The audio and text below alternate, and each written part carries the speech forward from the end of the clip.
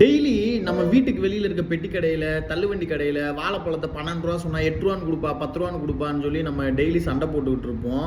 என்னைக்காச்சும் யோசிச்சு பார்த்துருக்கோமா, ஒரு வாழைப்பழம் எவ்வளோ எக்ஸ்பென்சிவாக இருக்கும் அப்படின்னு?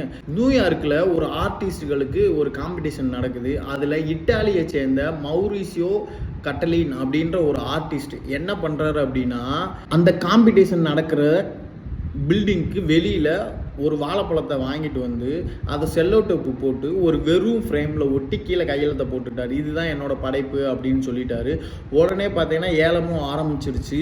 அந்த ஏலம் எவ்வளோக்கு போச்சு அப்படின்னா, அன்றைய மதிப்புக்கு 52 கோடி, இன்னைக்கு மதிப்புக்கு 55 கோடி ரூபாய்க்கு வந்து அந்த ஒரு வாழைப்பழம் போயிருக்கு.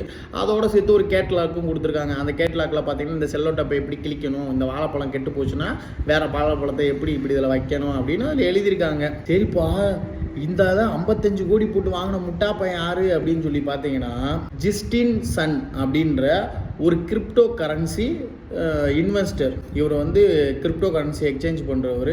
ஸோ இவர் இந்த உலகத்திலேயே இந்த பேர் நமக்கு கிடைக்கணுன்றதுக்காண்டி அந்த வாழைப்பழத்தை வாங்கினாப்புல. சரி, ஓகே, வாங்கிட்டு போய் வீட்டில் மாட்டினாரான்னு பார்த்தீங்கன்னா அதுதான் இல்லை. டப்புன்னு கடிச்சு வாயில் போட்டு ஓகே 55 கோடி வேலை முடிஞ்சு அப்படின்னு போயிட்டாரு.